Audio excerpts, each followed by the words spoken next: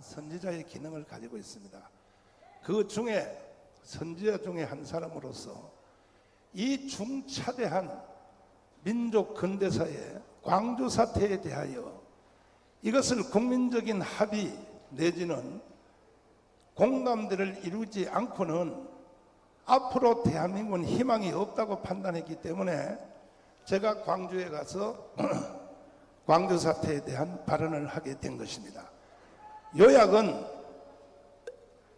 핵심 요약은 우리 기자님들에게 다 나눠드려서 읽어보시면 알고, 특별히 바쁘신 중에도 이렇게 우리 언론사 여러분들께서 진심으로 감사를 드리는 것은, 많은 언론사들이 이 자리에 참여해 주셔서 진심으로 감사를 드립니다. 요약을 말씀드리면, 제가 광주에서 발언한 내용의 취지는 이렇습니다. 아무리 광주 시민들이 악할지라도 우리 다 같이 한 국민으로 사는 대한민국의 공동체의 사람인데, 그리고 심지어 제가 조커까지 했습니다. 나도 우리 집 사람을 전라도연을 데리고 삽니다.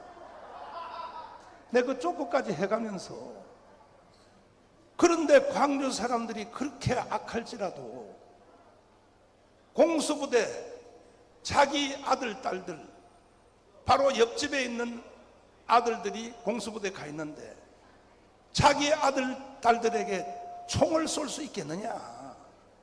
나는 그렇게 생각하지 않는다. 그리고 거기 모인 청중들에게 물어봤습니다. 여러분 같으면 공수부대 군인들에게 총을 쏘겠느냐? 다 자기들 총 안 쏜다는 거죠. 차라리 부모된 우리가 공수부대 총에 맞아서, 나는 심정이 그렇습니다. 내가 맞아서 순교를 당하면 당했지, 내가 우리 아들 딸들에게 총을 쏘겠냐? 우리는 나이가 먹을 만큼 먹었고 이제 그만 살아도 되니까.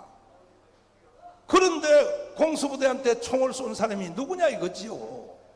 나는 광주 시민들이 총을 쐈다고 생각하지 않는다. 그럼 누구냐? 총을 쏜 것은 역사적 사실인데, 그 중에도 M1 파출소에서 탈취한, 그리고 또 카빈 총으로, 그것으로 덩어리에서 뒤에다 총을 쏜다. 뒤에다가 같은 시민군에게 한두 발은 총기를 미숙으로 5발을 쏠 수 있지만, 약 지금 시차를 조사한 바에 의하면 39 이상, 30명 이상, 어떤 확대에서는 80명 가까이가 자기가 자기들 편끼리 총을 쐈다는 거죠. 정확하게 확인된 것은 39 이상인데, 뒤에서 시민군이 자기 시민군의 덩어리에다 대고 총을 쐈다는 거죠. 이거는 그 당시에 시체 검열을 한 그 모든 과정이 백일화에 다 드러나 있고, 여기 부분은 잠시 후에 황교학 박사가 나와서 설명을 해 주실 것입니다. 그러면 총을 쏜 사람이 누구냐 이거지요. 누가 총을 쏘냐 이거지요. 여기 있는 기자님 같으면 총 쏘겠습니까?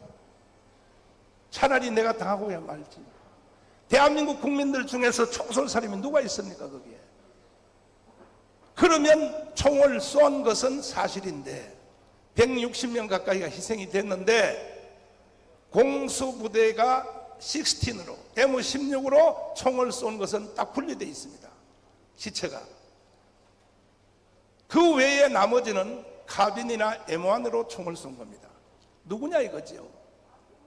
거기에 대해서 나는 선지자로서, 종교인으로, 양심적으로 반드시 이것은 광주 안에 옛날부터, 남로당 때부터 건국 후 70년 동안 존재해왔던 박헌영의 후에 고정 간첩들이 그 짓을 했다라고 나는 확신하는 겁니다.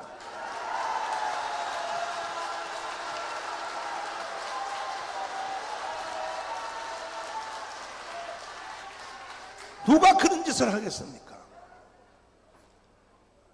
그래서 그 후에도 그 당시 광주에서 현직 사법고시 합격해서 검사 임용을 받고 그 검사로 광주에 있었던 검사님의 이름은 내가 댈 수 없습니다. 나 그분들한테 다 들었습니다. 세상에 폭도들이 일어나서, 물론 이것은 고정간첩 세력이죠. 공무원들, 경찰관들 다 죽인다고 총을 들고 오니까 목포에 있는 경찰관들은 배를 타고 바다로 도망갔습니다. 그리고 본인은 라디오 한 대를 가지고 산속에 숨어서 갔습니다. 검사님이 가서 산속에서 라디오를 들어보니까 북한이 중계방송을 하더라는 거야. 광주 사태, 금남로에서 일어난 사건들을 중계방송을 하더라는 거야. 그래도 북한의 개입이 없었다고 말합니까? 결정적인 말씀 한마디 드리고 질문을 받겠습니다. 김대중 대통령이 당선됐습니다. 되자 가장 아끼는 신복 한 분을 북한의 밀사로 갔다 오라. 그래서 홍콩 북경을 거쳐서 북한을 들어갔습니다. 김대중 대통령의 밀사 1호입니다. 1호. 북한을 갔습니다. 물론 비밀로 갔죠. 갔더니 북한 사람들이 자기를 한편으로 보는 거야. 그리고 김대중 대통령을 북한하고 같은 편으로 보는 거야. 보면서 첫째 뭘 보여줬냐? 핵무기 공장을 보여줬어요. 이거는 지금 그분이 자기 유튜브에서 방송하고 있기 때문에 내가 그분의 이름은 대지 않습니다. 여러분들이 알아서 찾아서 들어보십시오. 이분이 바로 김대중 대통령의 밀사의 1호입니다. 신복의 1호입니다. 핵무기 공장을 보여줬어요. 보여주면서 하는 말이 남조선 해방할 준비 다 됐다. 이제 남쪽에서 결단만 하면, 그 말이 뭔 말입니까? 핵무기 공장을 그때 보여줬다고요. 그리고 두 번째로 김일성의 시체가 있는 금수산인가 거기를 참배하러 가자. 나는 거기는 못 가겠다 하니까 그러면 열산왕 묘지를 가자 해서 열산왕 묘지를 따라갔더니, 이제 비춰주세요 영상으로. 열산왕 묘지 앞에 딱 섰더니 광주 사태에서 희생된 사람들의 북한 무덤을 딱 보여주면서, 기념비를 보여주면서 광주 사태를 위하여 혁명 우리 동지들이 이렇게 전사를 했다 하고 보여줬어요. 보세요. 이거 보세요. 이거 보시라고. 그래서 그걸 보고 온 뒤에 김대중 대통령에게 보고하기를, 선생님 그쪽도 안 불러요. 선생님이라고 부릅니다. 선생님, 내가 북한에 가서 봤는데 절대로 현금은 북한한테 지원해서는 안 될 것 같습니다. 핵무기 공장이 완성이 다 돼 갑니다. 그렇게 보고를 했더니, 그리고 열산왕 묘지 본 거 이거 다 보고를 했더니 김대중이가, 난 그래서 김대중을 의심하는 거예요. 자네 국회로 가. 국회 가서 일해. 청와대에서 쫓아낸 거야. 그리고 그 자리에 들어간 사람이 박지원이가 대신 들어갔어요. 그러면 이거보다가 더 확실한, 광주 사태에 북한이 개입했다는 것에 대해서 더 확실한 증거가 어디 있겠습니까?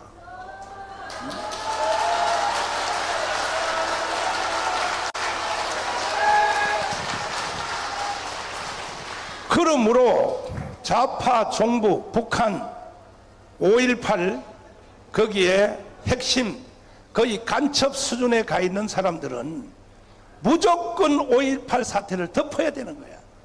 숨겨야 되는 거야. 그래서 인류 역사에 없었던 광주 사태 특별법, 광주 사태를 폄훼하거나 뭐 하면 안 된다, 처벌한다, 이런 법이 지구촌에 어디 있습니까? 반드시 이 법은 폐기해야 되는 겁니다. 폐기.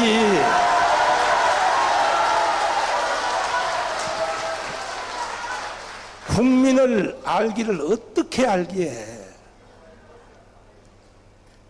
이것이 지나간 일이 벌써 50년이 됐는데 지금도 여러분 YTN에게 오셨나요? 자막뉴스에 뭐라고 나옵니까? 40년 전에 이루어졌던 광주 사태를 본 목격자가 있으면 지금도 신고해 주세요. 아니, 그리고 김대중 대통령, 노무현 대통령 두 좌파 대통령이 지나는 동안에 광주 사태를 재수사를 수도 없이 했습니다. 헬기가 사격했냐 안 했냐? 수 없는 전문가들이 30년 동안을 재조사를 계속했는데도 결론은 뭐냐? 헬기 사격은 없었다. 이렇게 결론이 났습니다. 그런데 문재인이가 대통령 되자마자 다시 사람들을 싹 바꿔가지고 나는 강요라고 봅니다. 해서 헬기 사격이 있었다라고 만들어내라 해가지고 지나간 50년 된 사건을 다시 뒤집어서 이게 나랍니까 이게? 그리고 광주 사태에 대해서는 완전히 밀봉하려고 누구도 말도 못하도록 하려고 광주 특별법을 만들어서 처벌을 하고 있는데 나는 이 광주 사태 법을 UN 인권위원회에 제소하려고 합니다.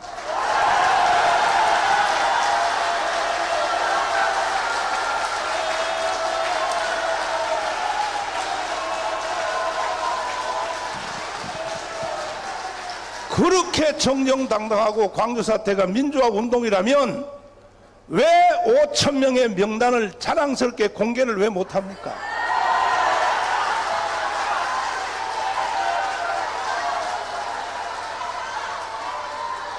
그보다 더 큰 사건인 6.25 전쟁에 참여했다는 우리나라의 원로들, 할아버지들, 지금 90살 된 할아버지들 자랑스럽게 빠지 달고 다닙니다.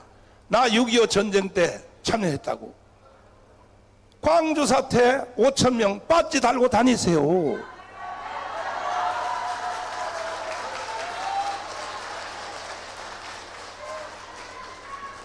뿐 아니라 이것은 이미 광주도 민심이 많이 돌아섰어요.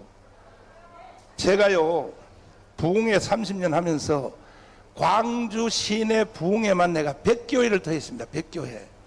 부흥회 갈 때마다 내가 점심 먹을 때 물어봐요. 광주 사태에 대해서 물어보면 광주에 있는 특별히 기독교인 중심들은 다 광주 사태는 이거는 왜곡됐다고 다 그렇게 말하는 겁니다. 지금.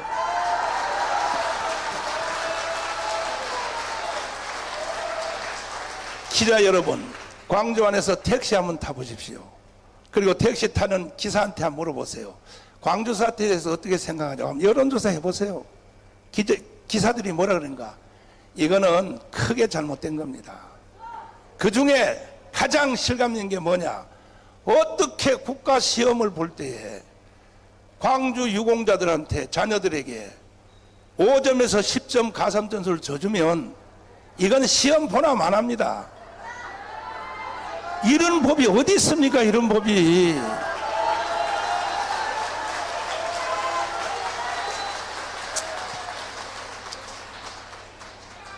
가짜로 보상받은 사람도 수없이 많은데, 그래서 저는 이참에 이번에 그 광주 사태에 관여해서 연금을 받고 돈 받고 혜택 받는 사람 중에 양심 선언을 하셔서 스스로 반납하기를 바랍니다.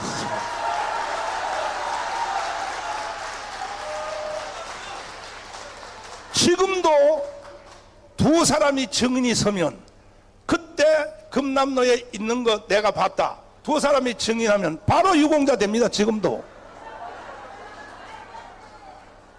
나도 누가 날 두 사람 증인 좀 서주세요. 나 그때 광주에 있는 거 봤다고 한번 해주십시오. 나도 유공자 좀 되게. 이런 법이 어디 있습니까 도대체가.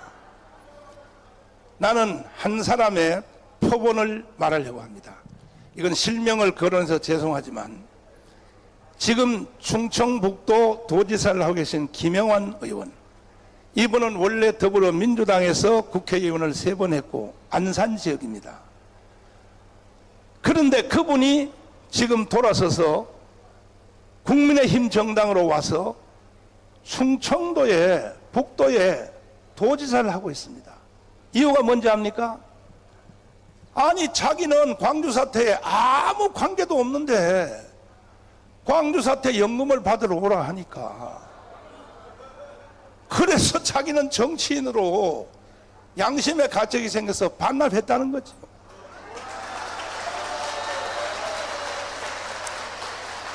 그리고 이 집단은 정당이 아니다는 것을 알았다는 거죠.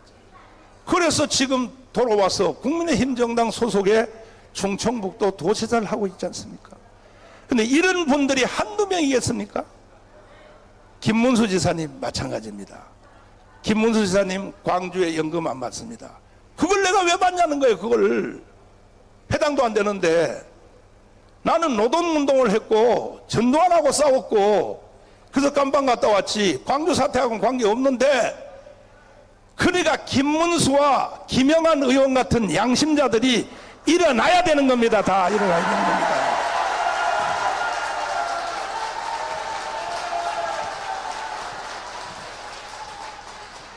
이제 잠시 후에 황교안 박사가 나와서 그때 광주에서 무슨 일이 있었는가 하는 것을 앗소리 못하게 설명을 잠깐 해드리겠는데, 그 전에 일부러 기자들의 질문을 내가 먼저 받고 그 다음에 황교안 박사님의 강의를 듣도록 하겠습니다. 자, 저한테 질문이 있으면 한번 해주십시오. 자, 몇 분의 질문을 받겠습니다. 질문하실 분은 거수를 하고 마이크를 대리면 소속을 밝히고 질문해 주시면 고맙겠습니다. 자, 질문하실 분. 자, 기자들분들 질문하실 분 없어요? 네. 네.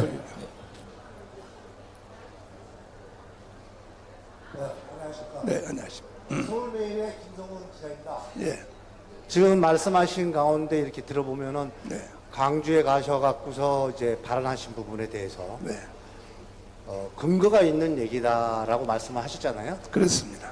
예, 근데 정확하게 입장을 한 번 더 밝혀 주실 게 뭐냐 그러면 네. 5.18 유가족에 대해서 지금 폄훼하는 발언은 아니라는 말씀이지 않습니까? 제가 그때 발언한 영상이 예. 지금도 너아라 TV에서 하나도 제가 안 지우고, 저는 특징이 그렇습니다. 20년 전부터 제가 발언한 연설, 강의, 설교는 한자도 안 지웁니다. 그대로 보존시킵니다. 왜? 내가 한 것은 정당하기 때문에. 그리고 그날 발언한 내용이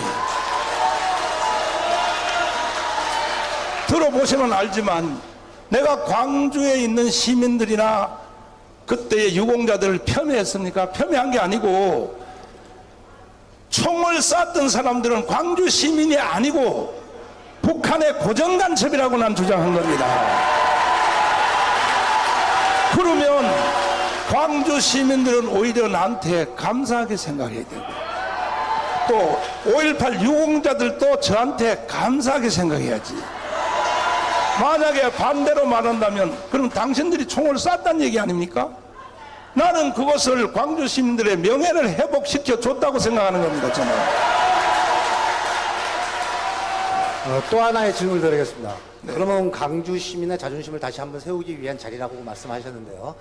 거기에 따른 5.18 그 유족이나 이런 분들에 대해서 다른 지원을 할 수 있는 방안이 있는가 한번 말씀해 주십시오. 저는 이미 그 제도가 만들어졌으니까 실제로 피해를 본 사람들을 재심의해서, 그렇게 하면 저는 500명 중에 5,000명 중에 3분의 1도 안 될 거라고 생각합니다.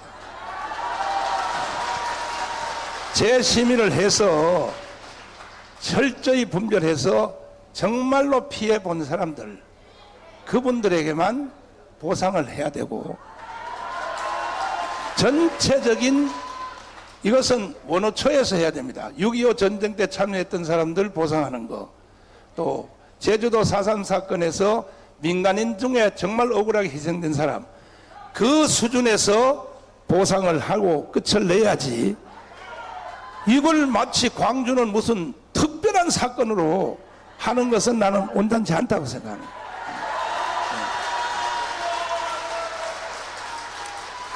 다음. 자, 다음 분 질문 받겠습니다. 자, 질문하실 분. 오늘도 설명을 너무 잘해서요.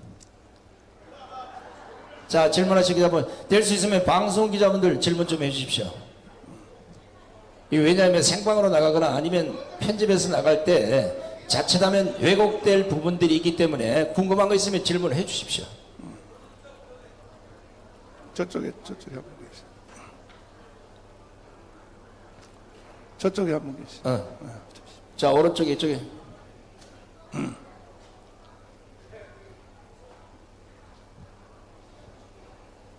네, 주요 방송사 KBS, MBC, SBS, 저BS 등이 질문을 해주시면 더 좋았을 텐데요. 제가 뭐 유튜브 방송에서 봤는데 광주 유공자 명단을 중간중간 떼었다는 겁니다. 유공자 명단을 왜 떼었을까요? 한번 말씀해 주시죠. 아니, 그거는 저한테 질문할 내용이 아닌 것 같은데. 그러니까 강주 유공자 그 편집반에부터 이름을 뗐다고 지금 얘기하는데, 그거는 강주 5.18 기념재단에 질문을 하셔야 됩니다. 그래서 제가 질문을 안 받은 거예요. 네, 또. 네. 예.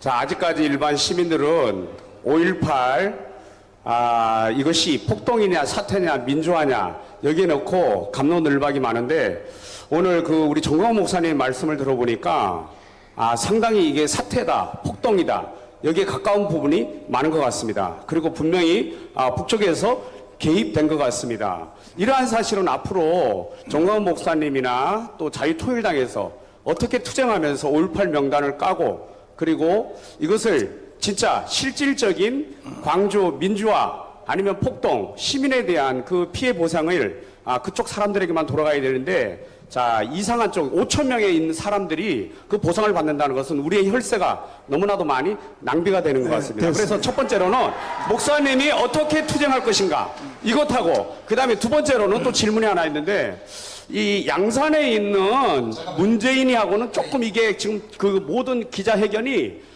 일률적으로 A4 용지 없이 그냥 쫙쫙 밀고 나오시는데, 그 모든 것이 5.18이면 5.18 정치적인 문제, 이 모든 것을 그냥 한꺼번에 쭉쭉 밀고 나오는 그 힘, 그 동력이 어디에서 나오는지 그것 한번 또한 궁금합니다. 이거는 저의 노하우인데, 이거 공개하면요 비싼 건데 제가 공개하겠습니다.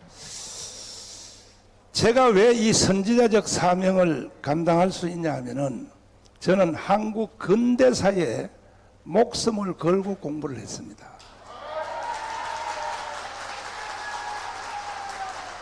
그러면 1945년 8월 6일 날 히로시마 원자탄이 터졌죠. 그리고 한반도는 두 가지 선택을 강요받았죠. 이승만과 살게, 김일성과 살래. 그때 대한민국은 이승만 선택했어요. 북한은 김일성 선택했어요.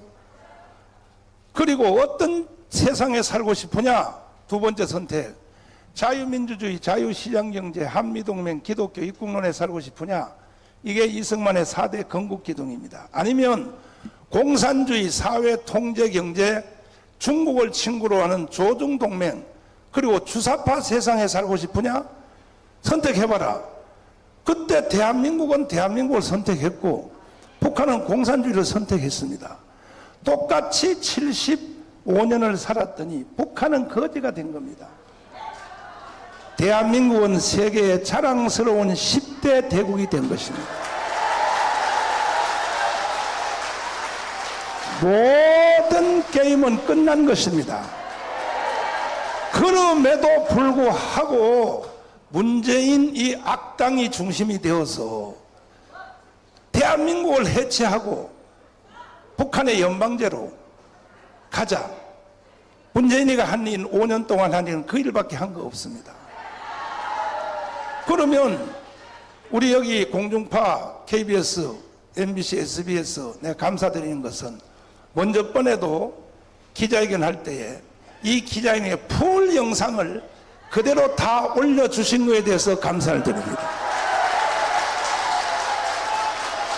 오늘도 이 풀 영상을 짜집기 하지 말고 다 인터넷 뉴스에 올려주시기를 간곡히 부탁을 드립니다.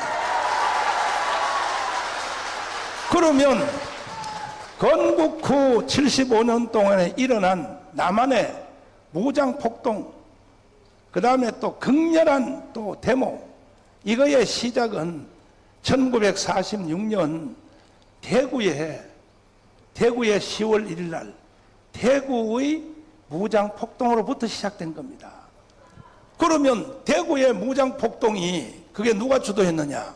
남로당의 5인방 중에 하나인 박헌영이 1번입니다. 박헌영, 이주화, 김상용, 홍민표, 5번째 무력부장이 이재복입니다.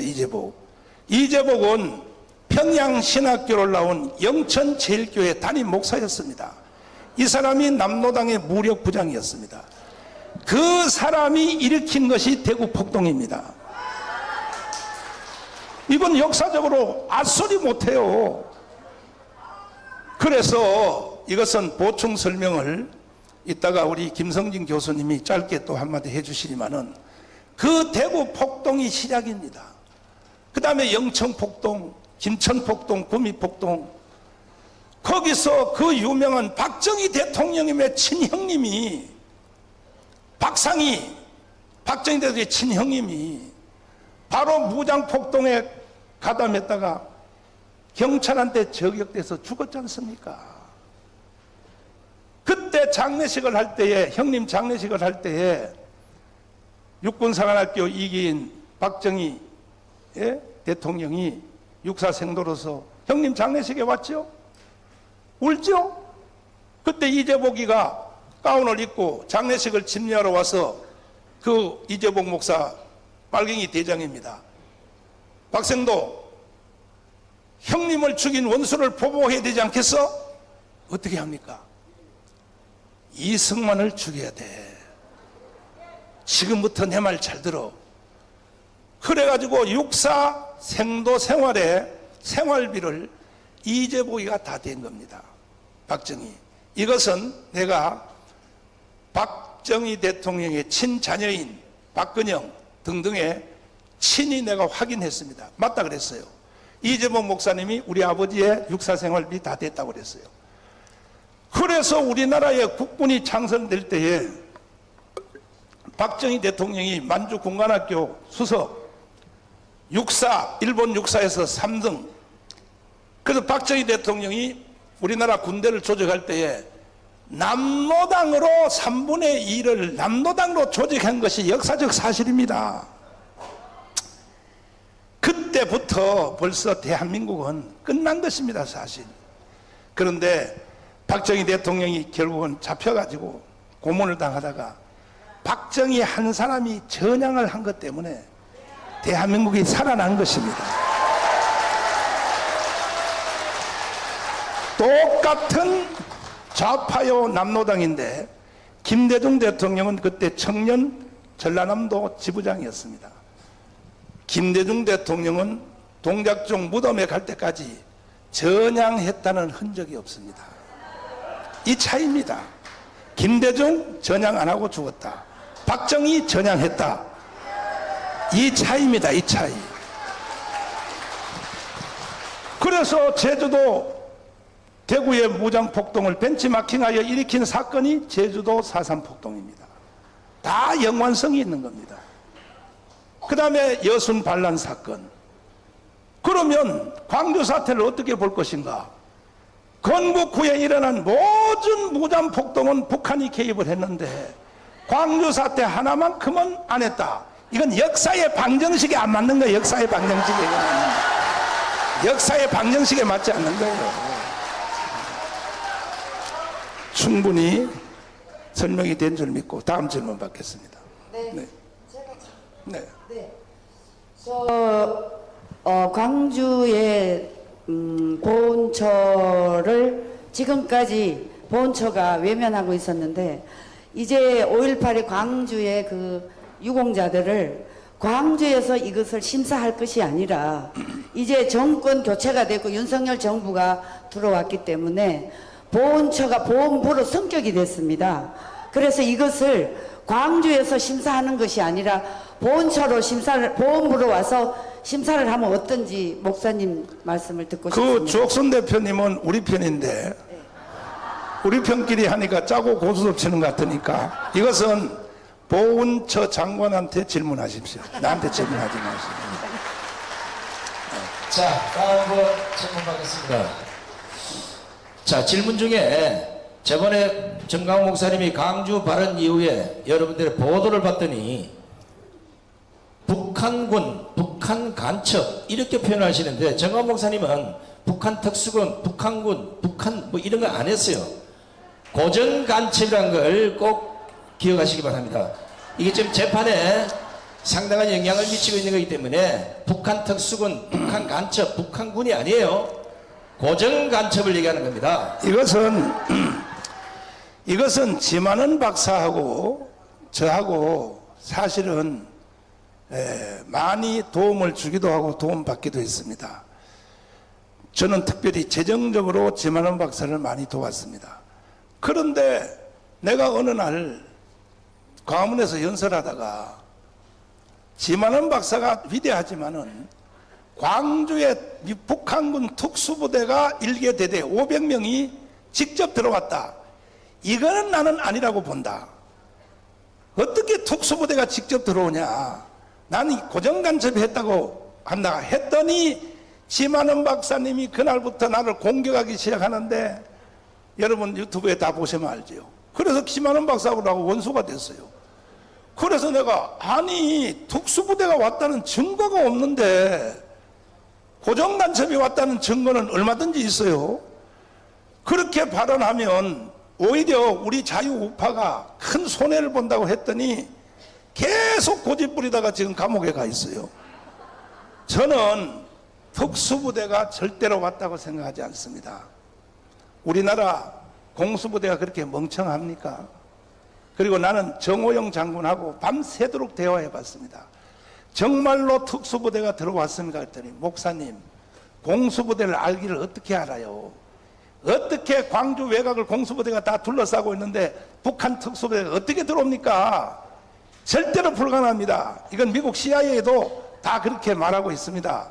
하고 추가로 나한테 하는 말이 그때의 오대산의 전파감시소에서 나 이거 정보 공개 요청을 하려고 합니다. 전파감시소에서 광주하고 북한하고 교통을 하는 교신을 하는 전파 횟수가 5천 회선이 넘었다는 거예요. 이게 정호영 장군이 나한테 말해준 거야. 나 이거 정보 공개 신청하려고 합니다. 그래서 북한의 특수부대가 왔다고 하는 것은 그건 좀 지나친 생각인데 한 가지 여기서 조금 더 추가로 추론을 할 수 있는 것은 뭐냐. 고정간첩이 한국에 와서 활동하면 기간이 2년이에요. 2년 만에 다시 북한으로 돌아가야 돼요. 돌아가서 훈련을 받고 다시 또 재파송하는데 북한에 돌아가면 소속이 어디냐. 이게 정찰총국 군부대입니다. 군부대. 그래서 고정간첩이 북한 군대라고 표현하는 사람들의 말도 어느 정도는 일리가 있는 거예요. 왜? 소속이 정찰총국이니까. 그래도 저는 실질적인 북한의 특수군대는 왔다고 생각하지 않습니다. 이것은 고정간첩들이 한 짓이다. 이렇게 생각합니다. 자, 약간 부연 설명하면 목사님 말씀하신 고정간첩은 80년 강주 사태가 일어나기 그 전에 교신을 한 기록들이 지금 합참에 아마 있을 겁니다. 국방부 출입기자에게 연락을 하셔서 그 자료를 받아보시면 대한민국의 고정간첩이 그 당시 얼마나 많이 활동했는지는 수치로 나와 있습니다. 자, 그러면 이제 제 설명하는 거 보다가 그 당시 현세에서 무슨 일이 있었는가 실감 있는 설명을 황교안 박사님이 나와서 잠시 해주시겠다. 들어보시면 여러분 이거는 꼭 해결하고 지나가야 될 문제라는 걸 알게 돼요. 박수로 우리 맞이하겠습니다.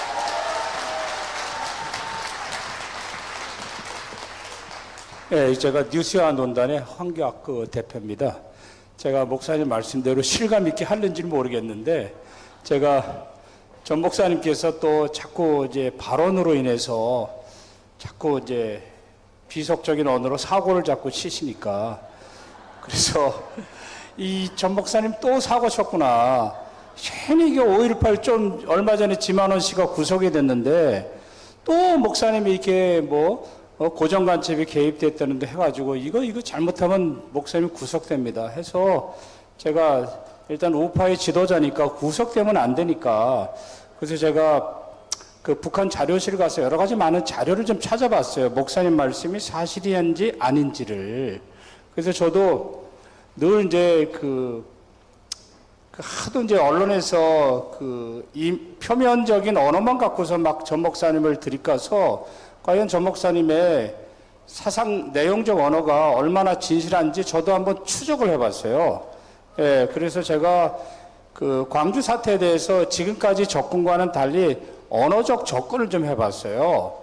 과연 이제 광주 사태, 광주 5.18 민주항쟁에 북한군이 개입됐는지, 북한 고정간첩이 개입됐는지 여기에 대해서 제가 한번 언어적 추적을 해봤는데 첫 번째. 이건 이제 뉴스와 논단에 들어가시면 다 있는데요. 이걸 여러분들이 한번 살펴보시면 되겠습니다. 예, 언어를 통해서 본 광주 북한 개입 가능성 여부 한번 보세요. 예, 여기에 이게 광주에서 있었던 당시의 플랜카드예요. 예, 첫 번째 나온 게 전두환 찢어 죽여라. 그리고 두 번째가 전두환 대갈통을 시멘트 바닥에 깔아버리자. 세 번째 전두환 씹어 먹자. 이거는 광주 사건에 있었던 사진을 제가 보고서 이렇게 한 거고 제가 만든 것도 아니고 어떻게 다른 게 한 거 없어요. 그래가지고 이거 재밌다 해서 이 북한 언론에는 좀 이게 어떻게 나왔나, 과연 북한 사람들이 이런 용어를 쓰는가 해서 제가 북한 노동신문을 추적을 해봤어요. 여기 한번 보세요. 여기에 양키놈들 몰아내자. 그 밑에 노란 줄을 보면 시위자들이 돌멩이로 경찰놈의 대갈통을 까면서 이런 언어가 나와요. 근데 대갈통을 깐다는 것은 남한에서 쓸 수 있는, 또 광주에서 쓸 수 있는 언어가 아니라 북한에서 사용하는 언어다. 이걸 좀 제가 알게 됐어요. 예. 다음에 또 짠 거 보여주세요. 예. 이거 보세요. 노동계급의 무쇠마취로 미국 놈들의 대갈통을 박살내 볼 것이다. 북한에서 쓰는 언어예요. 예, 또 다른 것 좀 보여주세요. 예, 요거 영상 좀 틀어주세요. 요거요. 예, 영상. 예.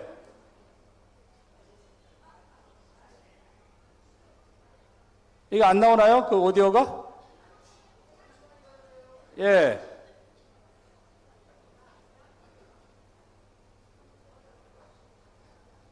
이 아나운서가 하면서, 예. 농대금의 무쇠마취로 미국 놈들의 대갈통을 박살내버릴 것이다. 예. 이게 일반 아나운서도 쓸 정도면 굉장히 북한에서는 노멀한 일반적인 언어예요. 우리나라 말로는 늘 전 목사님이 잘하지만 이 개자식, 이 개새끼, 이 정도 언어밖에 안 되는 거예요, 이거. 예. 다음에 보여. 여기 조선의 언들이요. 여기 보세요. 노동교육의 무쇠마취로 미국 놈들의 대갈통을 박살내길 것이다. 또 올려보세요. 예, 정신병자의 대갈통을 무쇠주먹으로 박살내겠다. 이건 이제 트럼프 두고 한 거죠. 다음에, 예, 다음에 찢어 죽이자. 전두환을 찢어 죽이자는 게 현수막이 걸려 있었잖아요. 그 당시에 버스에 태우고 갔거든요. 자, 그러면 북한에 여기 보잖아요. 전두환 찢어 죽이자. 다음에요. 여기도 전두환을 찢어 죽이자. 이거 광주에 있었던 차에서 있는 거예요, 이게. 야, 이것도 광주에 벽에 쓰여져 있어. 전두환을 찢어 죽이자. 다음에 이게 그대로 뉴욕타임즈에 나와요. 전두환을 찢어 죽이자고. 예? 사진이 그대로. 자, 또 보세요.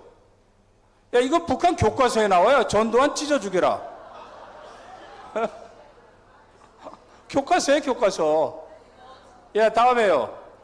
전도 이거 보세요. 1980년 6월 13일 그때 광주 사태가 있었을 때잖아요. 북한의 노동신문이에요. 전두환 찢어 죽여라. 전두환뿐만 아니라 노태우도 보세요. 1987년 11월 16일 살인마 노태우는 대통령 자격이 없다. 노태우를 찢어 죽여라. 얘네는 하여튼 찢어 죽이는 게 저 장척이에요. 자, 노태우뿐만 아니라 이명박 역도를 찢어 죽여라. 이것들이 북한에서 사용하는 거예요. 그러니까 이러한 플랜카드가 광주에서 있었다는 것을 제가 얘기를 하는 거예요. 제가 없는 걸 만들어낸 게 아니라, 자, 탈북자들 보세요. 조금, 자, 민족 반역자이며 인간 쓰레기인 탈북자를 찢어 죽여라. 그래서 내가 박상학 씨한테 북한 가면 당신 찢어 죽으니까 가지 말라고 그랬어요, 제가. 예. 다음에. 자, 이거 봐요. 전두환 10억 먹자. 이게 차예요. 제가 그래서, 자, 밑에 보세요. 이거는 1964년 9월 20일 날 노동신문에서 쓰는 용어예요. 말레이자를 씹어 없애버리자. 그런데 제가 북한에서 탈북한 탈북자들한테 물어봤더니 그냥 보통 이 씹어 먹자, 찢어버리지. 이건 보통 욕이래요, 그냥. 그래서 이거를 제가 너아라 TV도 그렇고 제가 그 사랑제일교에서 인터뷰한 것을 너아라 TV에서 유튜브에 올렸더니 전부 다 삭제해버렸어요. 저도 로타임즈라는 유튜브에다 올렸더니 아예 경고를 받아버렸어요. 일주일. 왜 경고받았냐면은 북한적이라는 것도 있겠지만은 욕이 너무나도 거치니까 유튜브에 올라갈 수가 없는 거예요. 근데 북한에서는 이게 노멀한 욕이에요. 예. 그래서 제가 이 언어를 통해서 이제 봤고, 두 번째. 광주에 많은 삐라들이 뿌려졌어요. 이 삐라를 통해서 한번 볼게요. 예, 삐라 좀 보여주세요. 예, 여기요. 자, 보세요. 이게 1980년 5월 21일 거기 광주 항쟁이 있었을 때잖아요. 그때 뿌려진 삐라예요. 자, 전남 민족통일을 위한 국민연합회 민주청년 민주구국총연합연맹에서 뭐라고 하냐면은, 자, 애국시민이여 손에는 돌, 몽둥이면 몽둥이를 들고 일어서라. 애국근로자여 손에는 닥치는 대로 공구를 들고 일어서라. 여기 이 공구를 들고 일어서래서 이 사람들이 나중에 낫과 도끼를 들고 있었습니다. 자, 애국농민이요. 애국농민을 제가 이게 구글에서 쳐봤어요. 검색에다 그냥 끼워 넣었어. 근데 이게 전부 다 북한 자료에서만 애국농민이라는 말이 나와요. 북한, 예, 영상과 북한 노동신문에서 전부 다 한번 보여주죠. 예. 여기 보세요. 광주에서 새망둥이, 식칼, 망치 등으로 무장한 시위자들이 도경찰과 포위. 그러니까 광주에서는 삐라로 애국농민들이요, 그 공구를 들어라. 북한에서는 새몽둥이, 식칼, 망치 이걸로 무장한 시위들. 그러니까 북한과 광주가 계속 연결이 됐던 거예요, 그 당시에. 자, 다음에 보세요. 애국농민 보죠. 자, 그냥 구글에서 애국농민을 넣었어요. 자, 그러니까 뭐예요? 전부 다 유튜브가 애국농민이 되자. 옥돌이 애국농민이 일가. 예, 저 밑에. 자, 이거 보세요. 애국미 헌납운동. 자, 동영상, 애국농민과 애국미. 그 밑에 보세요. 자, 우리 민족끼리에도 신성리의 애국농민. 애국농민이 되자. 애국농민은 어떤 사람인가? 애국농민과 애국미. 자, 밑에 또 보세요. 자, 이거 북한에서 나온 영상이에요. 애국농민이 되자. 그 밑에. 자, 애국농민과 애국미. 그 밑에. 노동신문에. 이게 최근 거예요, 최근 거. 2023년 4월 28일.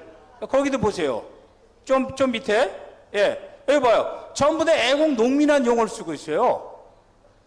그래서 다른 거. 이거는 2023년 4월 9일 날. 여기도 수많은 애국농민들의 자욱이 순억이 있다. 애국농민. 그러니까 똑같은 거 이게 광주에 뿌려진 그 뿌이라와 북한에서 노동신문과 이게 연결이 되는 거예요, 이게. 일관성이 있는 거예요. 그래서 전 목사님 말씀대로 고정 간첩이 있는지 자산 간첩이든지 간첩이 들어왔을 확률이 굉장히 큰 거예요. 예. 다음에, 예. 이거 보세요. 아니, 광주 사람들이 도끼를 드냐고. 이게 광주 차례니까. 도끼 든 거, 도끼잖아요. 도끼 가린 걸 저 있잖아요. 다음에 또 나보세요. 자, KBS에서 찍힌 거, 거기 도끼가 보이잖아요. 예, 다음에. 낫 들었잖아, 낫.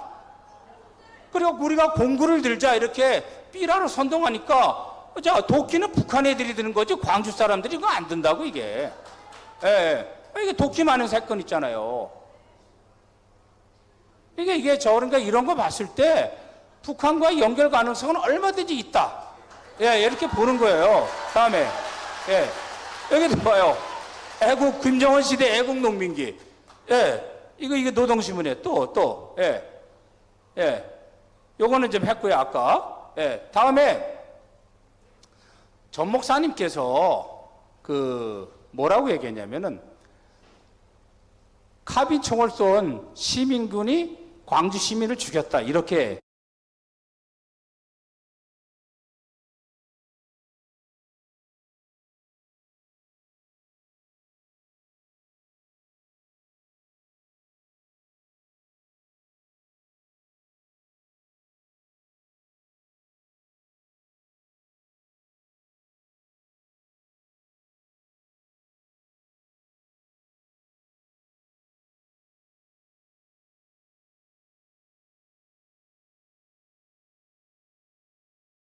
말씀을 했어요. 예. 그래서 나는 또 왜 목사님이 또 이런 얘기해서 또 그냥 감옥 가면 또 어떡하려고. 그래서 제가 추적을 했어요. 이거 보세요. 예. 근데 당시에 광주지검에서 판단한 사망 원인을 제가 다 추적을 했어요. 이게 어디냐면 국가기록원이든지 5.18 광주 기록원에 다 있는 자료들이에요. 있는 걸 제가 다 이제 본 거예요. 찾아낸 거예요. 자, 아까 그 사진 하나 보여주세요. 사진. 이 사진 알죠? 이 사람이 누구냐면, 이건 뭐 너무나 유명하잖아요. 그 아이가, 앞에 이거 죽은 분이 조사천 씨예요. 예. 근데 광주지검에서는 이 사람이 뭘로 죽었냐면, M16 맞고 죽은 것이 아니라 카빈총 맞고 죽은 걸로 평가를 했어요. 자, 그거 보여주세요. 자, 보세요. 총상. 조사천 맞죠? 칼빈 총상이에요.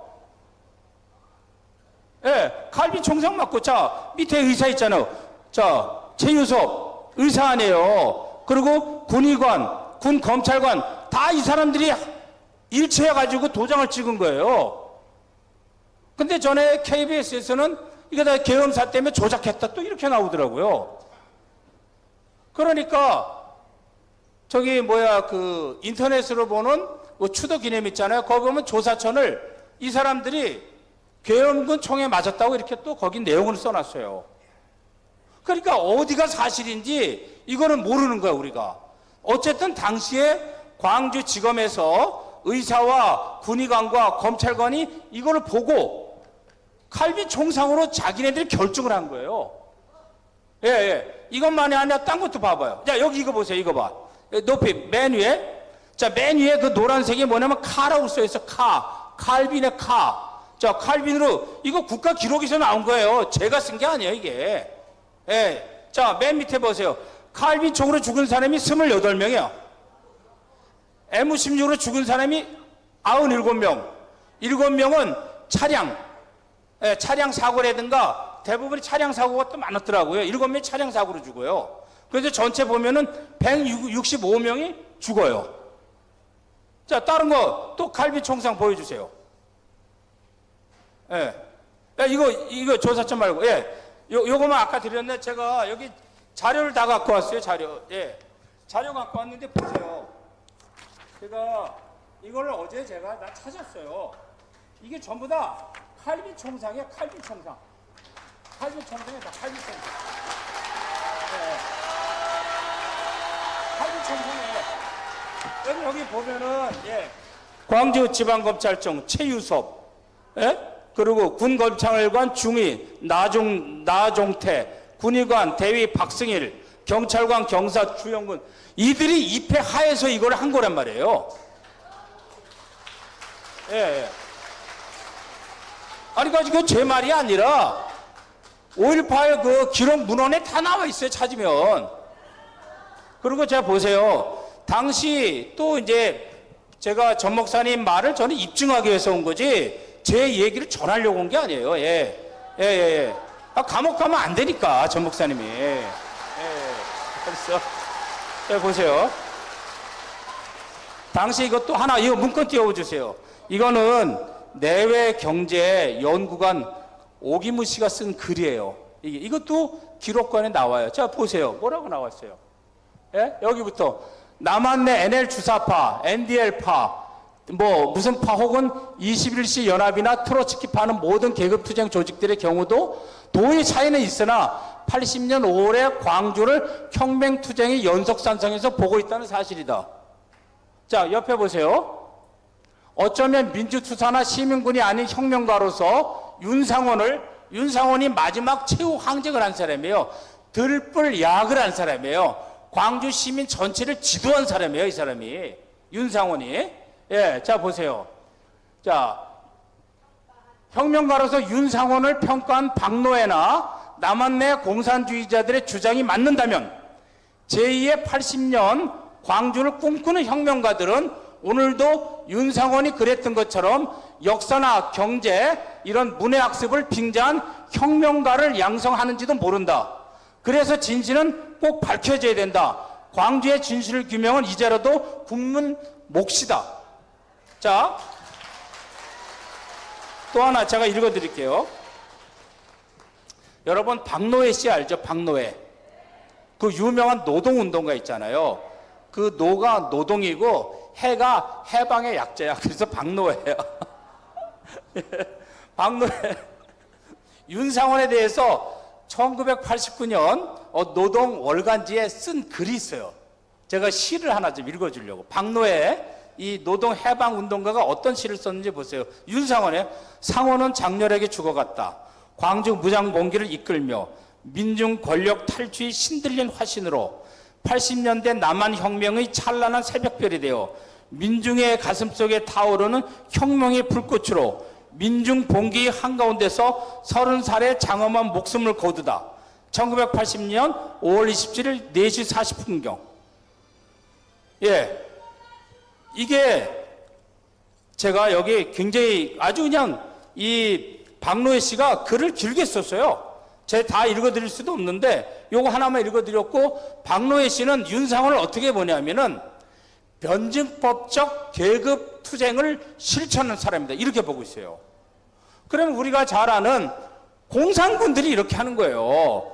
그래서 아니 이건 기록에 나온 거 제 얘기가 아니라 그래서 들불 야학이 그 여기 이 내용에 보면은 이 내용에 보면은 들불 야학이 이 학생들을 이게 놓고 이제 광주 사태가 발생하기 전에 들불 야학을 했어요. 여기에 꽤 한 수백 명이 있어요. 여기에서 무기고 탈취 공작을 해요. 그래서 어쩌면은 고정 간첩 아니면은 자생 간첩들이 무기고를 탈취했을 가능성이 많다. 이렇게 합니다. 이상입니다. 자, 한경업 박사님 설명한 내용을 집약을 하면 이겁니다. 한 가지만 딱 보여드릴게요. 아까 그 조사천 씨라고 사진 좀 보여주세요. 이게 5.18 국민의 분노를 자극했던 5월의 꼬마상주라는, 이거 아마 보던 언론 기자들은 잘 알고 있을 거예요. 이 사진 속에 있는 어른이 조사천 씨입니다. 이분이 분명히 카이빈 총상을 입었다고 되어 있습니다. 한번 보세요. 자, 카이빈 총상 되어 있죠. 자, 당시 공수부대는 M16을 들고 있었습니다. 시민군들이 카이빈 소총을 들고 있었는데 이게 바뀝니다. 5.18 기념재단 사망자 타임라인에 들어가서 지금 확인할 수 있어요. 이 카이빈 총상 앞에 카이빈이라는 이름이 빠집니다. 보여주세요. 자, 조사천 맞죠? 위로 올려보세요. 자, 여기 사망 장소, 그 밑에 보세요. 사망 원인, 총상이죠. 카이빈을 왜 뺐겠습니까? 조사천 씨만 아니라 지금 현재 사망자 5.18 기념재단 타임라인에 카이빈이라는 이름이 사라지고 있다는 사실, 기자들분께서는 꼭 추적해 보시기 바랍니다. 카이빈 총은 공수부대가 든 게 아닙니다. 자, 정가훈 목사님이 이렇게 근대 역사를 계속 설파하는 이유는 지금 대한민국에 비뚤어진 근대 역사는 역사학자들이 나서서 밝혀야 되는 겁니다. 안 밝히니까 정원 목사님이 얘기하고 있는 겁니다. 5.18만 아니라 4.3, 여순, 제주 뭐 할 것 없이 전체 다 현대 역사가 왜곡되는 거, 우리 부산대학 교수이신 우리 김성진 교수님이 간략하게 설명을 좀 드리겠습니다.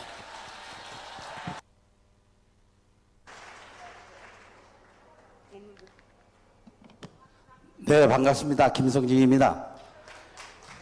제가 어젯밤부터 한숨도 잠을 이루지 못했습니다. 그 이유는 너무나도 끔찍한 일들이 역사 기록에 남아있기 때문입니다. 그런데 사진 한 개 올려주실래요? 아까 내가 부탁한 거? 자, 이 사진이 이쪽에 있는 것은 김사복입니다. 택시 운전사의 실존인물. 옆에 있는 사람은 함석헌입니다. 아무리 제가 수염만 제거하고 보면 거의 같아요. 그리고 곱슬머리까지 같아요. 저는 이 정도만 얘기하겠습니다. 그 다음에 하면 사자 명예훼손이 될 수 있으니까. 그래서 이것들을 쭉 보면서 최근에 와서 여러 가지 문제들이 있는데, 또 하나의 사진은 따로 준비를 하지 않았지만 좀 더 검토를 해보겠습니다. 그 얘기는 힌츠페터가 전 세계에 퍼뜨린 것으로 알려진 이 공수부대가 곤봉으로 청년을 내려찍는 장면, 저는 아무래도 이거는 조작된 것 같아요.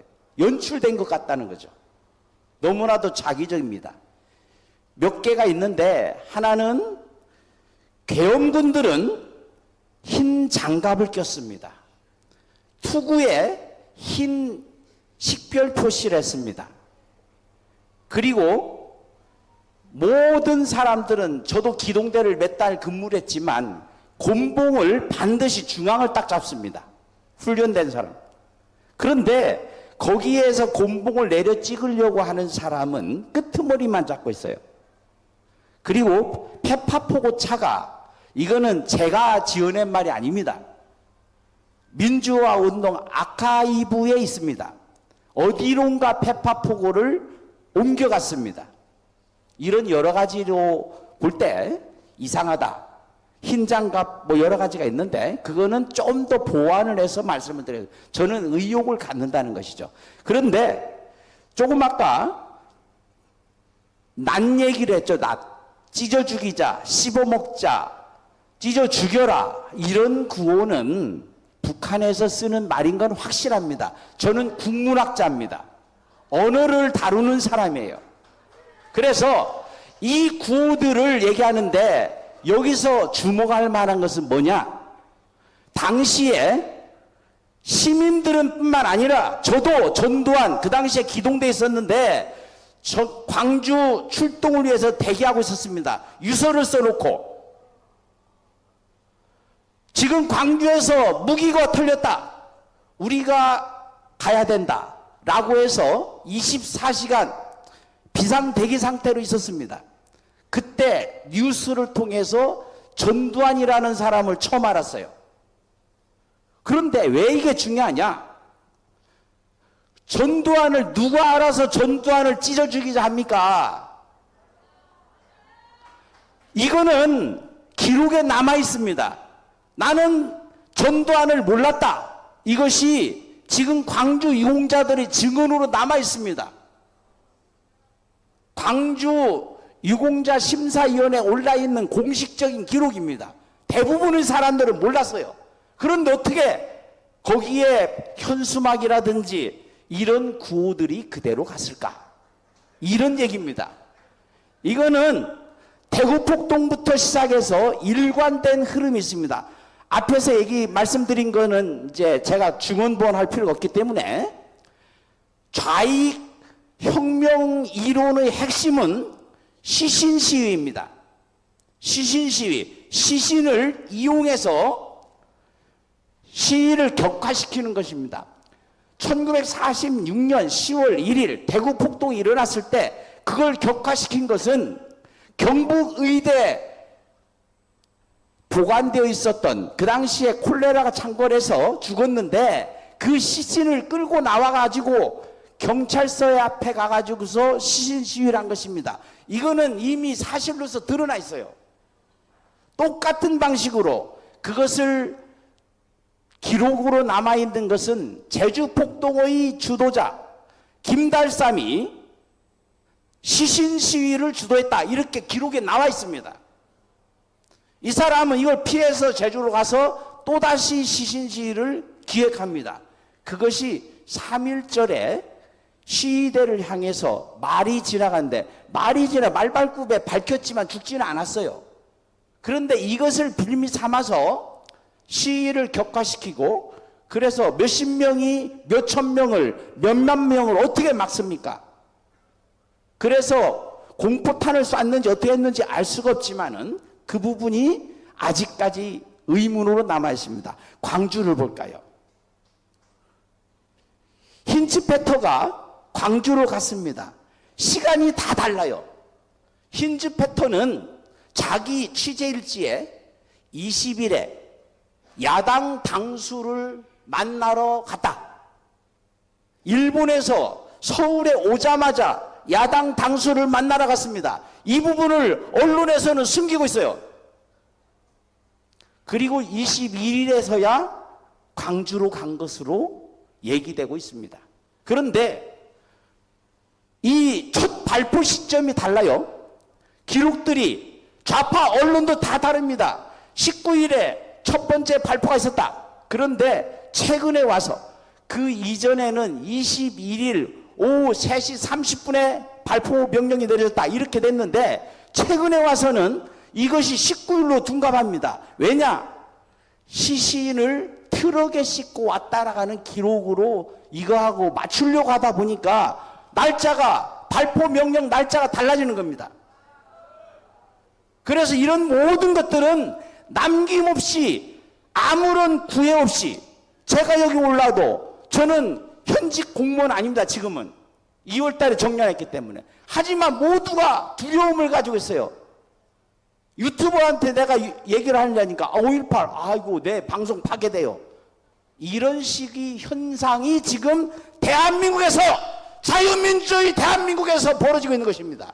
우리는 아무런 주저 없이 말할 수 있어야 됩니다. 왜 대한민국에서 5.18을 얘기하면 감옥에 가야 되느냐? 이거는 말도 안 되는 얘기입니다. 시신 시위, 이거 반드시 밝혀야 됩니다. 그 다음 두 번째, 거기 시위를 악화시킨 것이 있습니다. 김현장의 문건이 뭐냐면 전두환 살육작전입니다. 전두환 살육작전 모르는데, 그 당시에 김현장은 구례에 있었습니다. 구례에 있는 사람이 어떻게 광주에서 이런 일이 난 거 압니까? 이거를 해서 이거를 퍼뜨린 사람이 누구냐? 박창신 신부입니다. 연평도 포격 사건 때 이거 해야 된다, 이렇게 주장한 이 자가 그 당시에 전북 익산의 여주 성당에서 이거를 등사해서 퍼뜨린 겁니다. 이거는 명백하게 증거가 입증되고 있는 것입니다. 그런데 아까 요 사람 한번 더 보여주실래요? 김사복이, 요 김사복 오른쪽에 있는 사람이 1972년에 정부사하고 접촉한 것으로 지금 알려지고 있습니다. 공식적으로는 75년도에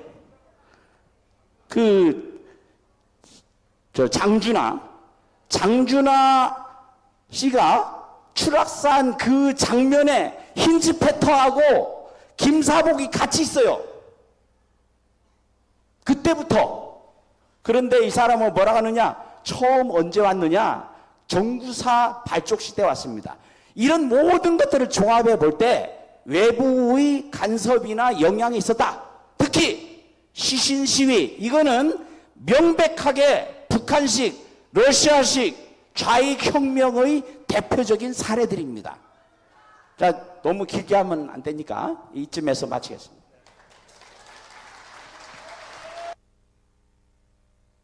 자, 요거 하나 설명을 더 드릴게요. 지금 방금 말씀하신 김현장이 만든 그 찌라시가 강주 사태를 촉발시킨 원인입니다. 거기에 보면 경상도 공수부대원이 강주 와서 여성들의 유방을 도려내고 어쩌고 저쩌고 하는 그게 몇 가지가 있는데 그게 정확한 제목이 강주 살육작전입니다. 제가 인터넷에 올려놨기 때문에 한번 찾아보면 있을 거예요. 그걸 들고 서울에 와서 당시 서울대 총학생회였던 심재철 회장에게 이걸 전합니다. 그놈이 누군지 한번 파악해 보시면 고정관점인지 강주 시민인지 정확히 알게 될 겁니다.